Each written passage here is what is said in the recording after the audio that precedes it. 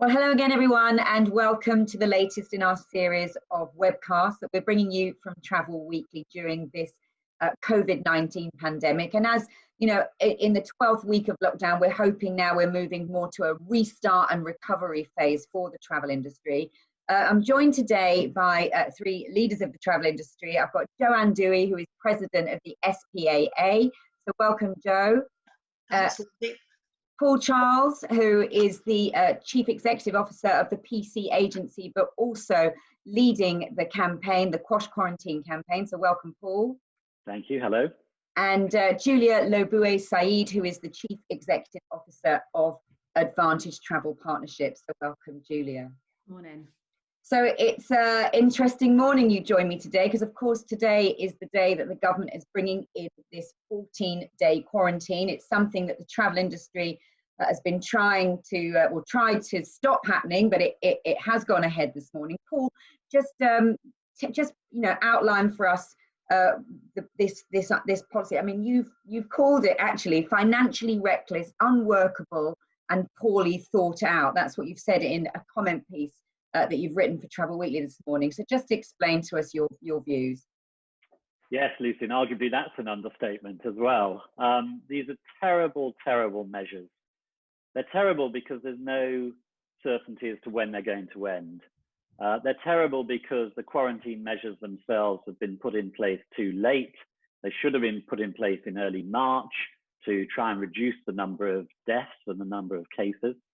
And there seems to be no real reason for them being introduced anyway. There's no scientific reason, even though the government has been saying they're following the science. They have not, despite repeated requests, answered our questions as to where the science is, what the science is, who in science is saying it, and indeed what their own advisory group, SAGE, is saying on this matter. All we know is the government's chief scientific officer has been pretty clear in saying that the ideal time to put quarantine measures in place is at the beginning of a pandemic, or when case numbers are very low in this country and higher overseas. But as we all know, overseas in our neighbours in Europe, the R rate is much, much lower, and they seem to have a much better handle on how the trajectory of the disease is playing out. So it's still early to say, but most people will tell you that in fact these measures don't add up in any way whatsoever. Okay, all right, thank you for outlining that. Let's bring in Julia and Jo. Now, you jointly wrote a letter to the government. You were supporting Paul's arguments, of course, but you're also extending out to other things that you feel are also creating a bigger challenge for the industry. So Julia, let's just start with you. Tell us about your letter and what your position is. Yeah, so we we did write a joint letter out to government last week, following a letter that a number of associations had written together, and completely support what Paul said. But in addition, what we want to see now is the opening up of the conversations around the air corridors, and we think that's really, really important. So, and I think the other point that I also want to make, travel is not for the few privileged. Travel is for the masses. Travel is creates a global mission which businesses rely on, and that is often forgotten in all this discussion. It's really not just about holidays. It's about businesses that are thriving on the back of a global nation, and it's really important the government reflect that. But the air corridors is certainly a conversation that we think needs to happen and needs to be happening now, and not wait for the review date on the 29th of June, because it's too late. And frankly, we all need to plan. Customers need to plan. Businesses need to plan, and they need to do it now and not later. Okay, and Jo, from your perspective, obviously, you obviously support what the others are saying, but how serious an issue is it for your members? I mean, we had Noel Josephidis on BBC Breakfast on Saturday morning saying there'd been one failure a week since lockdown, but that was just going to escalate. I mean, do you really fear for businesses in your association? Yeah, we definitely do, and I think the issue we have is in Scotland as well, not just as Julia says, for the kind of holiday business that we've got there. We've missed a lot of that already, because in Scotland we obviously take our holidays a bit earlier. So we've missed that massive part of June. So I think, you know, our members are really worried. We've already seen quite a few companies already going down because of it.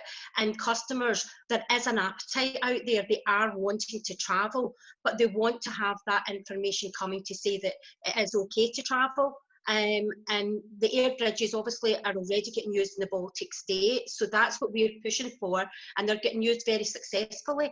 But we've got a mixture of members. We don't just represent the leisure travel member, we represent like advantage business travel, and I don't think people are actually grasping the effect that this is having on the economy if we don't get these business travellers working again and out there. And I think that is one of the bigger issues as well. It's not just for somebody to get their 2 weeks in holiday, it's a bigger issue. We've already had Rolls-Royce paying off a lot of people in Scotland, and that's all to do with obviously the airline industry. So it's not just for somebody to get their 2 weeks holiday, and I think this is what's getting made, you know, not in obviously travel press, but in the other media out there, it's very much getting pushed that it's just for people to have their holiday. And I think it's a bigger issue, and I don't think the government actually grasp that at all. Yeah, Lucy, just on that, just if I can, I just want to add to what Jo says, because for whatever reason, the outbound market, the outbound travel market is, it almost feels like we're being judged. It's very judgmental. And it's been frowned upon that actually, why would the industry even consider talking about taking holidays? If you forget the product we're selling for a second, and you think about us as a business, which again often gets misrated. So if you think about the travel industry as a business, we're one of the biggest employers in the UK. In terms of GDP value is phenomenal. So it's not the fact that we are, you know, we're selling overseas travel. It's actually a thriving business that supports the travel community, but the business aspect just gets overlooked, and you know, that's my frustration also. You know, we talk a lot about domestic. I've heard the government talking about, you know, the expenditure overseas. I've heard our European nations talking about the expenditure overseas, the lack of now because of tourists not entering some of these the tourist spots. But if you put that aside and you think about the industry and the economy, the outbound sector does not get talked about. You know, we're a business. We happen to sell travel, but we are a thriving business that is completely under siege and at the brink of complete catastrophe. Okay, and yet you're saying the government is just not taking it seriously because they just think the holiday is nice to have, frivolous. Very flippant holiday. There's a very flippant comment that comes out every time you hear. I mean, Priti Patel, when she announced the quarantine measures last week, talked about actually verbatim, our borders are not closed. I mean, our borders are closed. Our borders are closed for business, and our borders are closed for travel, regardless. So it's a real blow to the industry that we're just not getting the traction and the support that is needed as a business. Yeah. Let's be clear here. The government doesn't understand how the travel industry operates. I think I have never seen in 20 years in this industry relations between the travel and tourism sector and the government at such rock bottom levels. The trust has gone. So that's going to need rebuilding. But fundamentally, you've got a government here that doesn't seem to understand, remarkably, how the travel industry operates. The fact that the industry with hospitality accounts for nearly 4 million jobs in the UK, the fact that it's 11% of the workforce, the fact that it is the backbone of the economy when you take into account business and leisure travel, and the fact that without planes going backwards and forwards and short trips taking place, there's less cargo coming into the country, fewer exports and imports. The whole cycle, for some reason, has been ignored by the government. And so they've been found wanting on this very issue. I think it has shown up the lack of depth across cabinet on how Britain's economy works. It's really scary, actually. I mean, you say for whatever reason, and you right at the start, you outlined that there seemed to be no scientific evidence, Paul. I mean, you've got a theory that you think this is more political than, it's actually, to do with Brexit. I mean, we won't go on for too long, but just briefly tell us what your theory is and why they're not taking our industry seriously. Yes, just when you thought Brexit had disappeared, it is, of course, coming back. it's not just my view, it is the view of MPs we've been talking to and those in the city and financial circles, that actually there is no scientific evidence for this that has been published. None has been given by SPAA, which of course is the group the government has been following the science from. And therefore, there is more of a view that actually this is political, that this is a tactic being used in the EU negotiations over Britain's future role to prove how powerful the British tourist is and the British traveller is within Europe. If you think about UK travellers to Spain and to France and Greece, especially in the leisure market, they are the #1 market to those countries. So this is a Dominic Cummings plan. The quarantine measures, without doubt, are a Dominic Cummings strategy. And this is wrapped into his Brexit negotiations to prove how powerful the UK economy is. It's just extraordinary that the government would think about playing political football with an industry that employs so many people in this country. And I think when people realise just how far the government's gone on this, those who are going to be made redundant, sadly, over the next few weeks, the support for the government will dwindle substantially. Okay, all right. Joe, let's, in your letter, I know, or as well as your letter, you were also encouraging members of the travelling public in Scotland to write to their MP. How successful have you been in getting some sort of real support behind what you're saying? Yeah, we have had a lot of support. Obviously, we put the letters out first of all to members, but we have also shared it with the public. And obviously, this is a devolved issue. So obviously, it's not something that we would just take to the Scottish Government. So it is our MPs that we're having to go to. There has been a real uptake on it, because there is a real appetite for people to travel. You know, we have already 60% of our members have already, during this lockdown, booked people to go on holiday this year. So, you know, either on holiday or on flights. So people are wanting to go. So there is an appetite. And yeah, I totally agree with what Paul's saying. You know, nobody is believing what is going on just now in the government. That's how it feels in Scotland. And already, you know, today, it's came out today, the fines in England are up to £1,000, but in Scotland it's only £480. So there's already a difference, and that's all to do with the fact that if it's over £500 in Scotland, you need to report it to the prosecutor fiscal. So again, there's a difference here. How are border force going to be able to, you know, maintain it and check on it and spot checks? So there is a lot of people out there are angry about it. If I'm being honest, a lot of consumers that I've spoke to, a lot of our customers are really angry because they're feeling that they're not getting the right to do what they want to do. We are in a world now that we are used to social distancing already. We're used to using masks and wearing masks when you're out in public. So why are we not pushing these things and letting people have the choice and do it with vigilance and travel, rather than putting this blanket in, which I totally agree with Paul, is nothing to do with it. I think it is all to do with Brexit, and that's what people are feeling.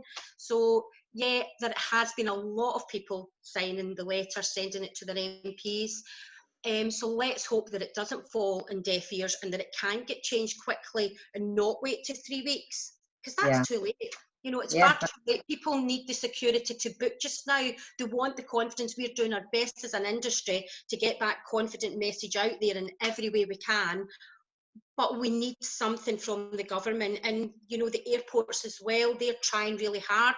You know, we're talking to them a lot, and again, the messages that went out about certain airports that were okay, like we had Aberdeen and Edinburgh, but Glasgow, and it was all to do with the R rate around the Glasgow region. But Glasgow Airport have put everything in place as well. So we just need a bit more clarity, and we need somebody to listen to us. And I think if we can get as many people as possible writing and, you know, looking at this letter and sending it to their MP, it can only help. Yeah. And Julia, I mean, Joe says she had 60% of people who said they were making bookings for this year. I mean, were your members sort of starting to do some good? I mean, we heard that people were starting to do some good bookings, and then as soon as this quarantine sort of it was announced, then booking suddenly dried up again, because it made people who might have been just slightly feeling a bit more confident suddenly going, oh, actually, I'm not going to go now. Did you experience that? Absolutely. I think, you know, from a consumer's point of view, you know that, as Jo says, you're going to have to put, you know, we've all got used to those safety precautions now, and we know that's, for now, that's part of our life, and we accept that. But the thought of having to you know, book a holiday now and be subject to quarantine, it's just not workable. People are just not going to put themselves through that. You're just not going to travel. I think the other thing also that we've not mentioned, you've got quarantine, but then you've got the FCO advice. So you have non-essential travel anyhow, and then you've imposed a quarantine. So both, I mean, it sounds ridiculous that you've got both those going at the same time, when actually one outwrites the other anyhow.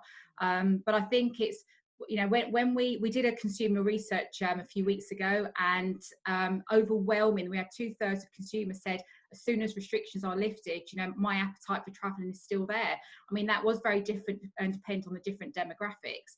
But there's absolutely an appetite, but not in these conditions. And yeah, I think, as we said before, you know, to have to wait 3 weeks now. So if you're going away, if you've got something booked beginning of July, what do you tell your consumers? What do you tell them now? You know, will they be able to go? Can they plan to go? Can they not plan to go? So actually, you know, it doesn't help anyone plan or consider their travel plans that they've already, never mind booking for something, but if you've got travel plans in place already, what do you do with them today?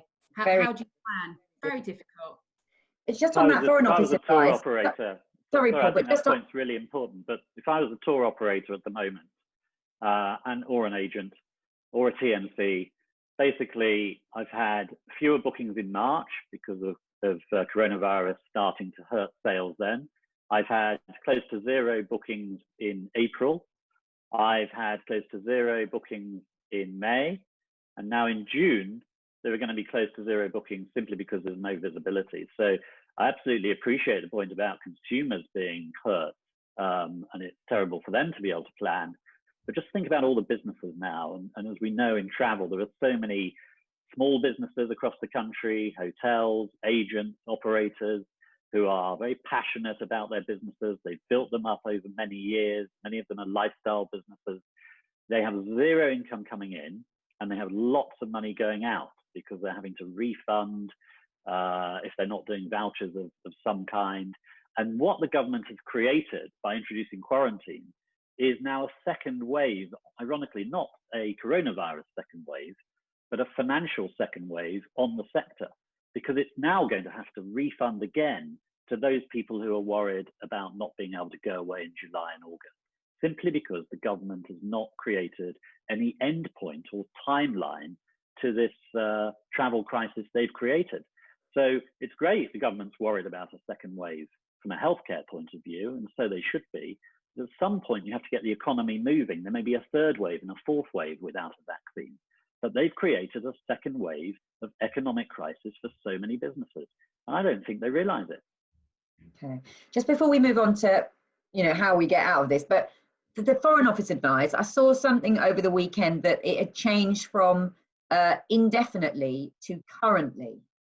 And is that significant? There's been a change on their website to some of the wording and the minutiae of it, but substantially today it still is in place that anything but non-essential travel is okay. So fundamentally, we need them to change it and revise the advice so that you can travel. And the indications are that all this campaigning and all the talk from all of us and everybody watching who's been involved in the campaigns and the airlines, that it is starting to really niggle in government. It's really having an impact. And I think you'll find the FCO advice may well be changed before the end of the week. Okay, that's interesting. Well, that would be great. So tell us then, you say it's starting to niggle. So, you know, clearly we wanted it to not come in at all. And we had lots of letters and campaigns, but that didn't happen. Have we got any hope of it being overturned or removed before this review, or have we got to wait till this? I mean, Julia says waiting till June the 28th is a nightmare, can't plan anything. So is that the earliest we're likely to see anything move on this, or may there be something before that? Well, there are 2 things. I think, first of all, legally, where are we today? You've got British Airways backed by Ryanair and EasyJet, who have sent their pre-action letter to the government. That went in over the weekend. The government has a few days to reply to that. And then if the airlines are not happy with that, then they will consider going for a judicial review. So that's one legal case going on. In terms of the Quash Quarantine Group, which I'm involved with and led by George Morgan Grenville from Red Savannah, there is a meeting today to discuss our next steps and how we move forward. We have over 500 companies across business, leisure, hospitality, who are backing this campaign. And it could be that that group decides to also take legal action. It's the subject of much discussion at the moment. That would be a separate legal action to what the airlines are doing. Well, the options are a separate legal action potentially, or in fact joining their case as an interested party.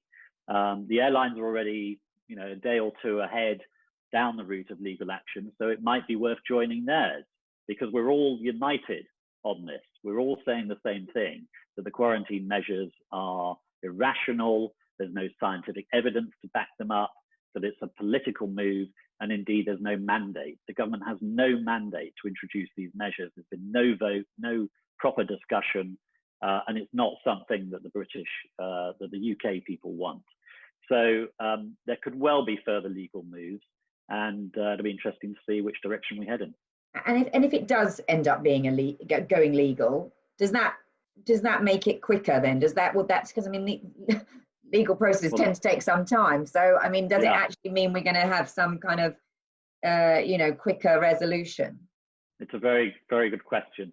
Sadly, not necessarily. The measures have started today, they're now in place, and legal moves could take several weeks.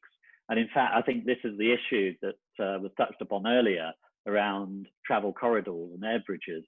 I'm a little concerned that the minutiae and the detail of air bridges and travel corridors will lead to weeks and weeks of talks between this government and governments of European countries. So I'm actually personally not convinced they are the way forward. I think it would be much better for the government to say, we've negotiated with the EU for a pan-European corridor so that we're opening up the whole of the EU in one go. It's going to be much quicker as a measure.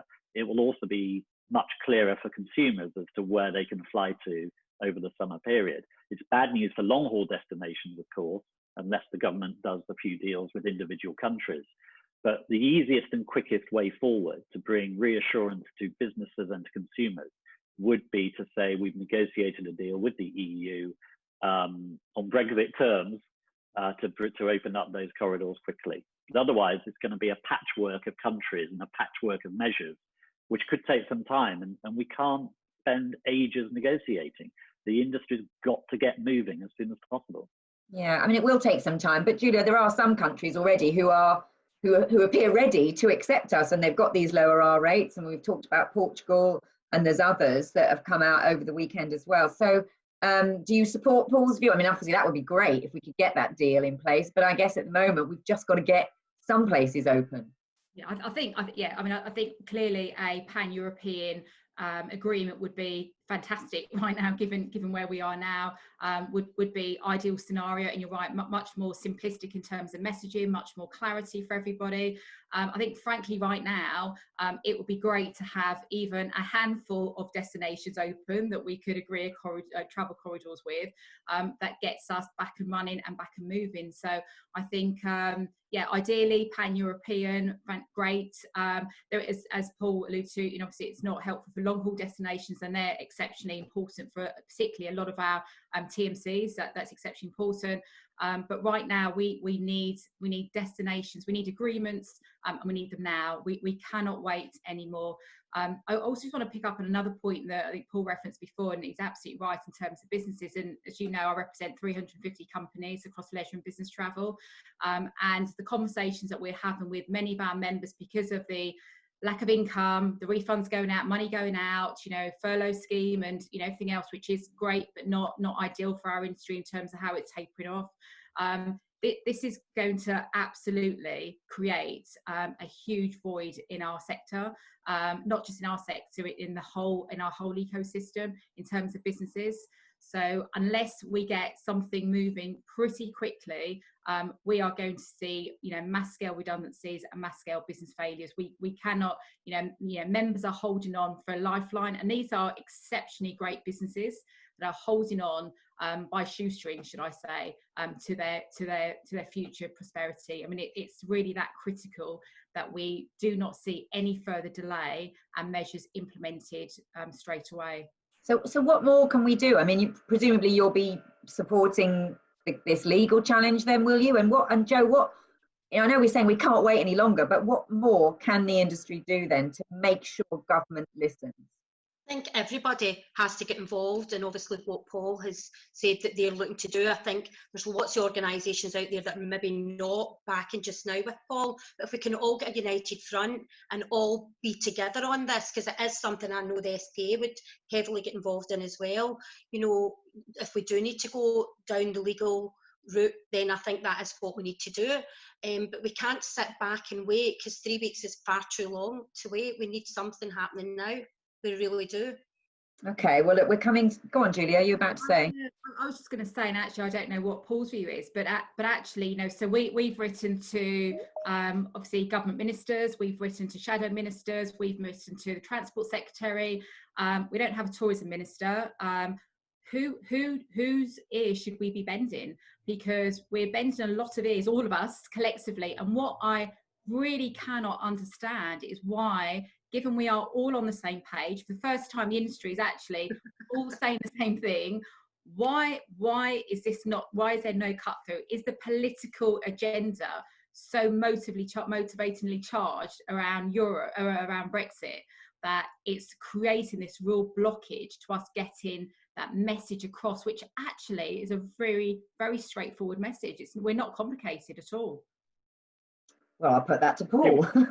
Yeah, I think it's a very good point. We are united for perhaps the first time in a long time.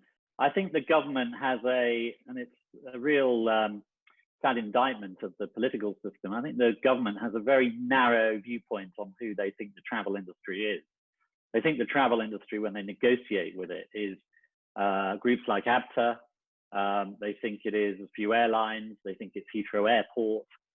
And that's about it. And Airlines UK maybe. So, you know, I'm not saying these aren't important groups, but the government has a very traditional civil service mentality way of negotiating. And when they invite people in to discuss roundtable issues, as Priti Patel did last week, she had a very narrow group in there, rather than the broad range that's represented here, in Quash Quarantine, across the piece.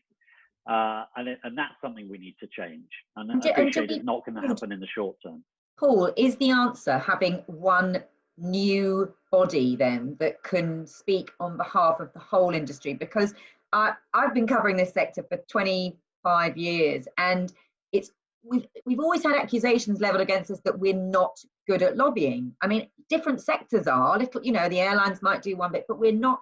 There's always this sort of suggestion that we don't have this coordinated, combined approach. Julia makes a great point that on this issue, it's simple. Everyone's behind it, but there's still no one voice leading that argument. So is this now a time that we need to create a new body for the industry to lobby better on the whole industry's behalf?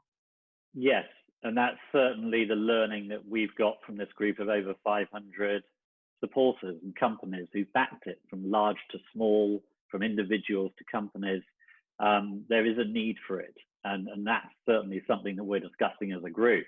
I think there needs to be a more powerful, united front. There are brilliant groups out there. Everybody's doing a good job in their own way, but it's a bit confusing. And I think maybe that's where the government has got confused in the whole quarantine debate. They think they're listening to the industry when they talk to an airport or an airline, but they're not. And so that, I think, is to the point about why we haven't got the necessary cut through. I think the noise has been important. We've had a fantastic support from media. We've had a lot of front pages. Travel Weekly has been brilliant. The support from Jacobs Media Group, amazing in helping to get more supporters. Broadcast, it's all been fantastic for me as a campaigner and a PR consultant. But undoubtedly, we need to do a lot more. My concern is we're now stuck in freeze frame for the next 4 weeks, 6 weeks maybe, while the government try to work out how they get themselves out of this hole. All of the soundings we're getting from MPs we talk to, from behind the scenes people in government that we talk to, the government is embarrassed and they're embarrassed that it's actually got to this stage. So how it's got to this stage, I don't know. Now they're looking for a way out. Maybe we need to help them find a way out as quickly as possible. And now that it's started today, or it comes in today, I mean, will you be able to monitor how successful it is? I mean, I know, Paul, you tweeted this morning saying, I'm sure intelligent UK citizens will interpret the quarantine laws in the same way that Dominic Cummings interpreted the lockdown. So, I mean, you know, it's going to be very hard to police. Everyone's raised the point that, you know, you can get off your flight and then you can get on a taxi or on a tube to go back to where your place of isolation is, etc. And then you've just got your mobile phone that you have to give, so you could be anywhere when anyone rings you, if they ring you. So we've gone through all of that, but will you, as organisations in the industry, be able to track the success of it in any way so that you can use that to, you know, add to your argument as you're trying to fight this? Well, I'll let Joanne and Julia come back specifically on maybe how well it's going to go down in future, but I wouldn't obviously endorse anyone breaking the law on this. But fundamentally, it is going to be very hard. There's no resource. There's no way, if you're lying in bed with coronavirus symptoms, that you're going to bother answering the phone or answering the door to a border force officer. So it's unworkable. And I think I aligned with people like Mike O'Leary for once from Ryanair, who says that people should carry on booking and see what happens. So yeah, I think that's why the government wants a way out. They know it's unworkable. Front page of the Daily Telegraph today, the Home Office are saying they know it's unworkable. So even they're laughing at themselves. I can't believe we've got ourselves in this farce, to be honest. Julia and Joe, will you be advising your members to take that advice from Michael O'Leary and just tell them to carry on booking? I mean, that would be a little bit cavalier probably, but I mean, what will your advice be to your members? Yeah, I'm not sure we can be as brash as to say that, but certainly they need to keep following the advice and keep very close to all the different guidance that come through. I think also that I just want to add, you know, on the unworkable and illogical solution that government have put, measures that government put in place. I hadn't realised the number of exemptions that there are.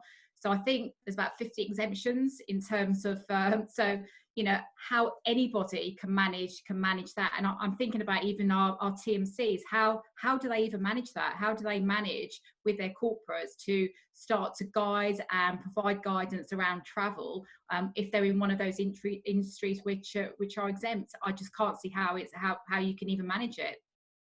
Okay, and Joe, let's give you the final word because we're coming to time. I agree with Julia. You know, we can't go out and say this is what to do, but I think, like the advice that we got at the start of this pandemic, there was people that if you're over a certain age, you were told to obviously to self-isolate. Did people all do that? Did they all stick to it? No. So I think there's a lot of people out there that will listen to the advice, but I don't think it will be followed. I think there will be people still travelling. And I don't think they'll quarantine when they come back. And I do think that is what will happen. And nobody will be able to monitor it. You know, from an agency point of view, how are you going to be able to monitor what people do afterwards? So, you know, I don't think border control will be able to do that either. So I do think people will still travel. I think there'll be, for a small time, maybe a week or so, people will be worried about it and I'm not going. But then when they see people travelling, I think people will start to travel again. Okay, well, I guess we will watch on with interest. Like this whole situation, it's very fast moving. We will await to see what happens with your meeting later, Paul. We'll be interested to see whether your group decides to follow the airlines and take legal action. And as I say, we will keep in touch with all of you, but we wish you all the best of luck and we hope that you get your voices heard. It's a very important issue for all of us. So for now, thank you to Joe from the SPAA, to Paul from the PC Agency and Posh Quarantine, and to Julia from Advantage Travel Partnership. Thank you very much.